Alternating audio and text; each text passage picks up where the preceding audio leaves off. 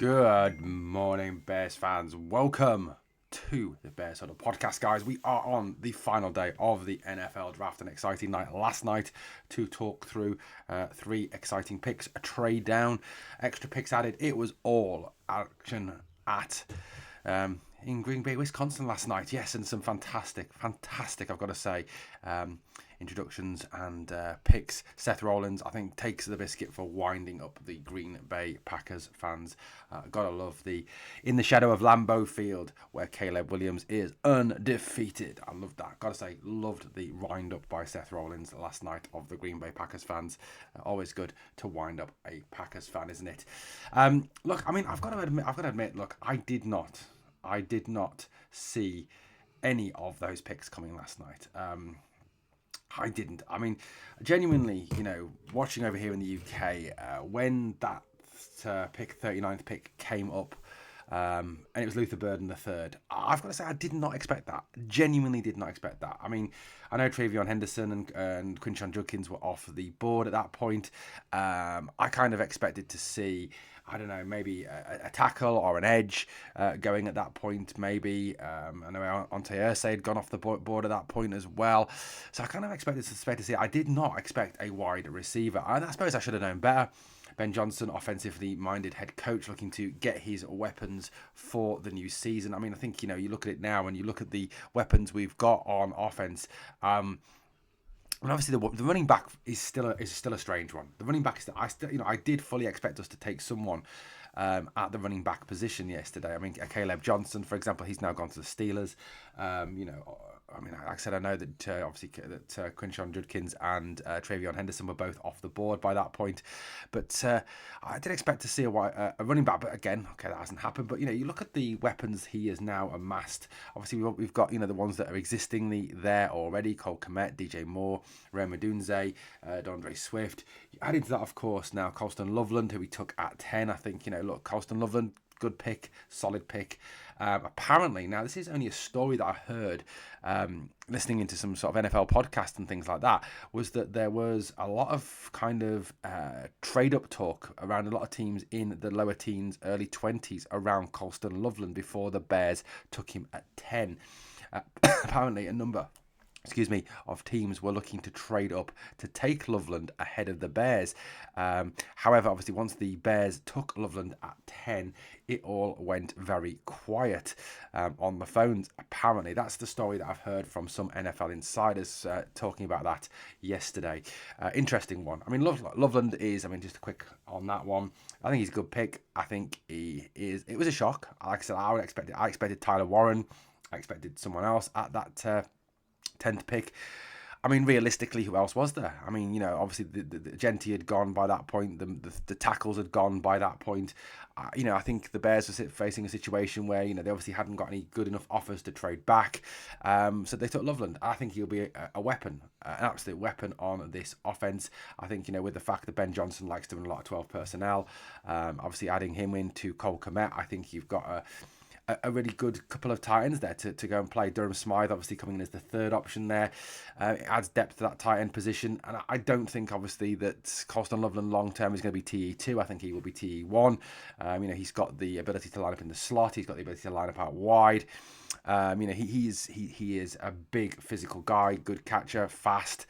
I think, he'll be a weapon for the Bears going forward. And it's all part of, I think, building this offense to give Caleb Williams the best possible opportunity to thrive in the 2025 NFL season. But going to that 39th pick, the Luther Burden pick, I've got to say, I did not expect this pick in the slightest. I wasn't actually expecting a wide... I'll be honest with you. I think my expectation was that if we were going to take a wide receiver, it would be on day 3. It would not be a day 2 pick. It would be someone like Jimmy Horn Jr. or maybe someone like that, later on in the draft. Certainly not, someone like Luther Burden. Now, Luther Burden, slipping to the second round was a bit of a shock. I think a lot of people had Luther Burden going in the first round. This lad is a quality wide receiver. He has the most yards after catch of anyone in the NCAA. He was by far the best at that last year in the college football. I think that's something that Ben Johnson is big on, and Ryan Poles has spoken about that yards after catch thing. And this guy's kind of a Jameson Williams type character. I think it's very similar to what's obviously, the weapons that that Ben Johnson had in Detroit. So I think this is a very much a move to get that type of offense here. I mean, if you look at the guy's stats coming out of Missouri, he's 45 receptions in 2022. His first year in college, 375 yards. Averaged 8.3 yards per catch, averaging 6 TDs. 35 was his long on that one. 2023 was his big year. He had 86 receptions, 1,212 yards, 14.1 average, 9 TDs, 56 was his long on that year. 2024, last year, he had 61 catches, 676 yards, averaged 11.1, 6 TDs, 44 was his long on that one. He even had some rushing attempts, more so in the start of his college career, but even last year, 9 rushing attempts, 115 yards, 12.8 average, 2 TDs rushing. So, he's a bit of a gadget player, someone who can be used in a number of different roles. Now, is that something that Ben Johnson is envisaging him for? Is he envisaging him coming in and being a bit of a wild card, bit of a guy who can do a bit of this, bit of that, as well as he can stretch the field, catch the ball, get those yards after catch for Caleb? Is he someone who can play in the backfield? Is he kind of like a Deebo Samuel? I don't know. That's something that Ben Johnson will be looking at, no doubt, his offensive mind whirring away. This draft so far, I mean, you look at it, in terms of up until the first defensive pick, it very much was a kind of getting Ben Johnson what he wanted. Colston Loveland, Luther Bird, and then obviously Ozzie Trapilo, with the 56th pick. So look, I think it was a good little pick. That, I mean, look, he was, I think at that point, he was the best on the board. He was BPA. They went BPA at that point. They really did. He was top player. And it's a good pick. It's a good pick. Like I said, he's got the best yards after catch of any wide receiver in the NCAA. So it's a good addition to the Bears offense. Next pick that the Bears obviously got was this guy, Ozzie Trapilo, monster offensive lineman out of Boston College, where Ryan Poles went to school. Trapilo's father also played in the NFL. Apparently, I think he played with Ryan Poles' dad, which is strange. Some interesting picks for this one. The Bills traded up at this point with the Bears. I think a few people thought this was a bit of a drop back, 15 places back from 41 to 56. But I think it was interesting that the Bears added some better picks, shall we say. Obviously we got the 56th pick, the 62nd pick in round 2, and we got the 109th. The Bills got the 41st, but then they got our 72nd, which means we were able to trade up a little bit for the 62nd, which obviously got us Shamar Turner. And then obviously we got a round 4 pick, which we hadn't got previously, and we got rid of one of the round 7 picks, which I think gives us the opportunity to go and get someone a little bit more talented than you get in round 7. So I think that was a good move, a good piece of business by the Chicago Bears and by Ryan Poles. I've got to say, I mean, Ozzie Trapilo, not someone I'd kind of ever seen mocked to the Bears, not someone I'd kind of ever seen as been an option for the Bears. He hadn't been really previously talked about. Coming out of college has been a Bears option. Offensive lineman, big offensive lineman, big guy. Big physical guy. Left tackle, right tackle, can play either side. He is 6'8", 316 pounds. Now, there is talk that he needs to add about 10 or 20 pounds. I think that's something that the Bears will work on, adding a bit of muscle to him. But 6'8", I mean, he's a big old unit, isn't he? A big, massive guy. His pass pro is very good, 89% with draft buzz. Run blocking, 75%. It was projected as a third rounder. Top player, good player. I mean, comparison players, Blake Fisher, Tyler Goyton, Patrick Paul, He's a good option, an absolutely massive frame.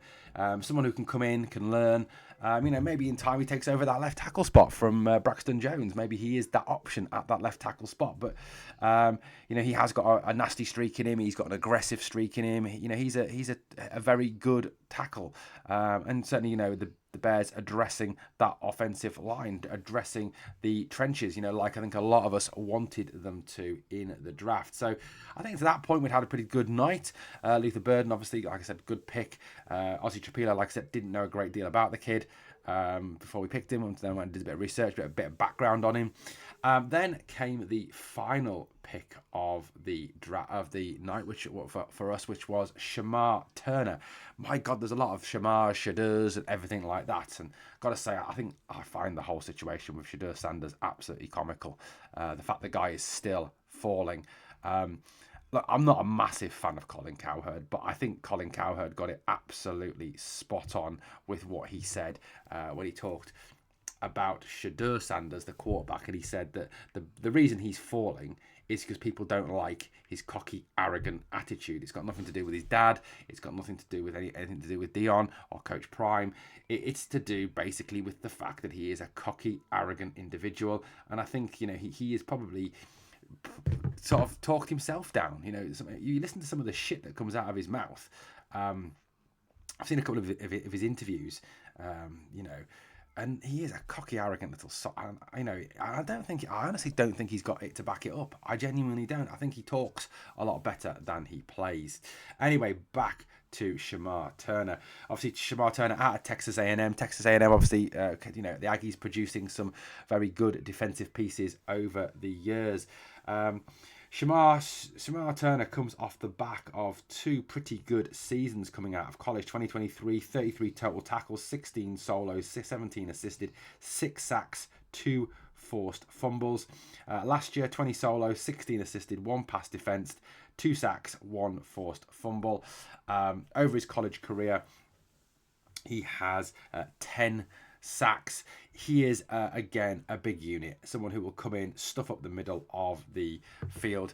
Someone to add to that D line for Dennis Turner and his defensive unit. And this is, like I said, this is a big D line guy. And as we said, there's an awful lot of talent in this defensive tackle class. And he's a very versatile guy. He can play a number of positions on the D line. He's 290 pounds, 6'3".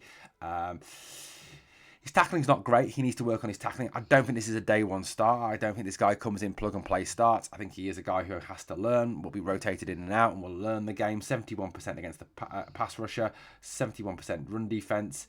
Again, slated in the third where we took him. Similar to Braden Fisk, Zach Pickens, for Valemi for Hoko. That's his sort of similarities there. Look, like I said, he's a decent enough player. I think he is someone who will need to learn. He's got exceptional first step quickness off the snap, consistently disrupts plays. He's got positional versatility, can line up anywhere from a zero tech to a stand-up edge rusher, providing good scheme flexibility.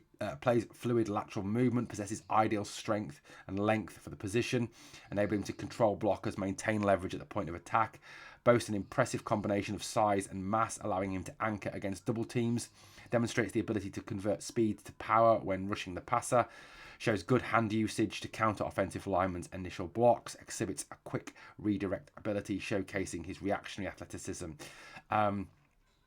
In terms of his development points, his coaching points, I don't like to call them weaknesses. I like to call them coaching points. He needs to expand his pass rush repertoire, needs more refined moves and counters to consistently win against NFL caliber offensive linemen. Tendency to play with a high pad level, particularly as an interior defender, limiting his ability to consistently win leverage battles. Lacks consistency as an interior run defender, needing to improve his technique. While versatile, may benefit from focusing on a primary position to refine technique, maximize effectiveness at the next level. Pass rush plan could use development, relying too heavily on physical traits rather than strategic approach to beating blockers. I think this is a guy who will come into the organisation and will be, I think, moved to a specialist position, will be kind of worked on by the defensive coaches, and I think will be turned into a good defensive piece. And, he's very much, like I said, he's a big interior guy, and I think that's what they needed. I mean, Ryan Poles spoke very much about the fact that if you looked at the Eagles, you looked at the way they played and the way they won the Super Bowl, it was that interior rather than edge pass rush which caused the Chiefs all those problems. And I think that's where Poles was thinking with this pick. Look, who's left? I mean, that's the big question, isn't it? You know, what's left? What do we need going into day 3 of the NFL draft? And I think, you know, you look at, obviously, I think that, you know, the running back position, or is it maybe that Ben Johnson doesn't think badly of DeAndre Swift and Rojo? He thinks that they are Rashawn Johnson. I think he thinks that they maybe, are still talents, still people that could do a job. But there is still a lot of running back talent available in this on this day 3.